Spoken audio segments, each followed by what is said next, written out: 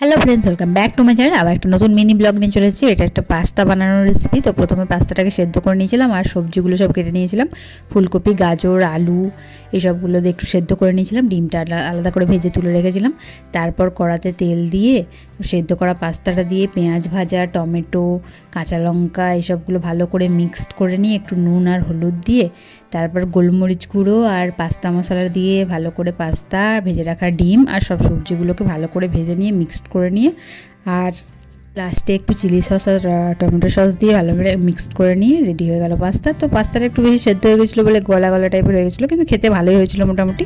তো তোমরা যদি ট্রাই করো অবশ্যই কমেন্ট করে জানিও। ভালো লাগলে লাইক করে দিও ভিডিওটা, আর চ্যানেল নতুন হলে সাবস্ক্রাইব করতে ভুলো না। পাশে থাকা বেল আইকনটা প্রেস করে দিও, সমস্ত ভিডিও নোটিফিকেশন তোমরা পেয়ে যাবে। আর কার্তিক পুজোর ব্লগ খুব শীঘ্রই আসছে, তো ওয়েট করে থাকো আর দেখতে থাকো আমার চ্যানেলটা। আর আমাকে এভাবে ভালোবেসে যেহেতু, তবে সবাই ভালো থেকে সুস্থ থেকো। টাটা, দেখা হচ্ছে পরের ব্লগে। টাটা।